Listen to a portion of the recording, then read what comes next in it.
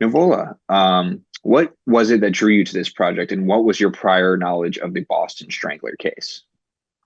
What drew me to the project was just to be able to play someone from Boston. I think first and foremost, I was born there, and over the course of my career, I'd never had the opportunity to play a Boston guy.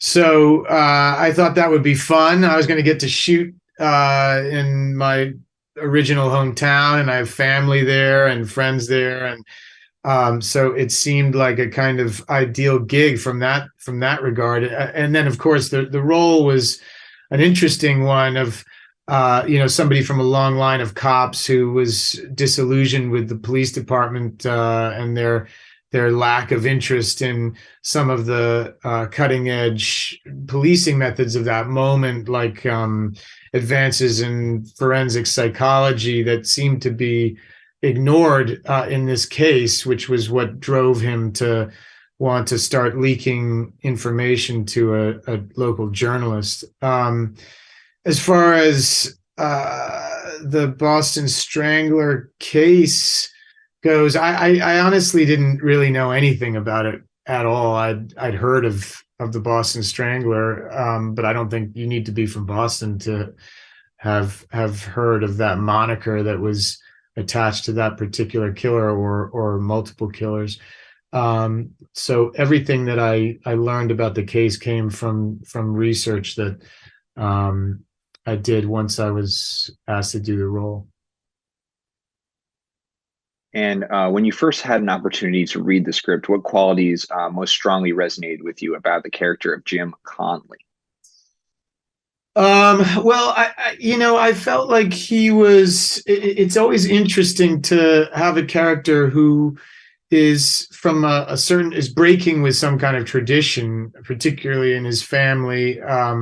If we assume that this guy's dad was probably a cop and that his granddad was probably a cop, to feel somehow like an outsider in that community, and to risk being ostracized by a community that has a long tradition for him personally, drove the stakes a lot higher than they would have been otherwise. And so it really spoke to the fact that he had an obsession.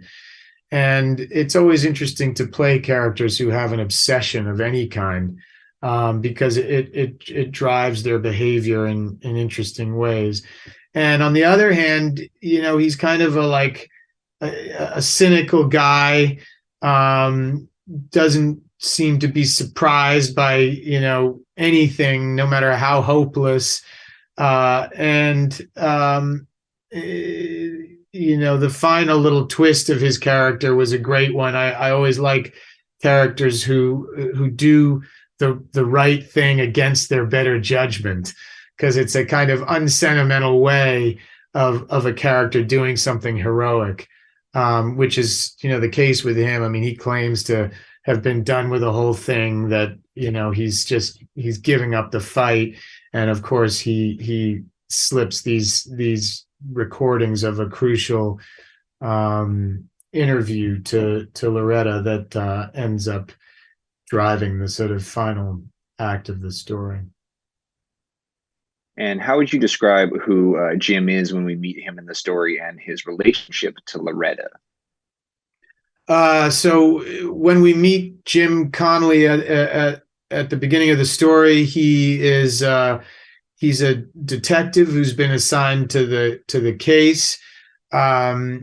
He's acutely aware of the fact that the department is missing the opportunity to profile this murderer and to be able to predict what kind of women would be most in jeopardy, and to try and second guess his next move, to even draw a connection between the different murders. And that kind of frustration with the way that the investigation was being run drives him to start to share information about the case with a local journalist, Loretta McLaughlin, in a kind of deep throat Watergate style, and they develop a relationship around that ends up driving the case forward, where otherwise it might have stalled out. And how did you prepare for the role prior to shooting? Um, well, I did a lot of research on the history of the case, and I watched a lot of interviews about it, and I tried to, even more than that, I think, just read about read accounts of the police departments in Boston at that time, and I managed to find. I don't know if I have them here. Oh yeah, there's this great book called "On the Stroll" by William Dwyer, who was a Boston detective, and it's just like an incredibly detailed account of police work in the 1960s there. And then of course, like, the accent is such a big part of playing somebody from that particular class background and job in Boston at that time. And so I spent a lot of time really working on that, even though I was born in Boston and had heard it all my life. I felt like, it's always a big part of any performance that I give is the voice, and getting really specific about the way that somebody talks. And how did you find the experience of working with Kira as a scene partner? She's Kira's a dream. We had a lot of friends in common before this, but we'd never really met or had the opportunity to work together. So I was really looking forward to it before we started. And she's like, on the one hand, really prepared and focused, and on the other hand, like, totally easygoing and silly, and doesn't take herself too seriously. And so it's a great cocktail in any actor. And what was it like working on location in Boston?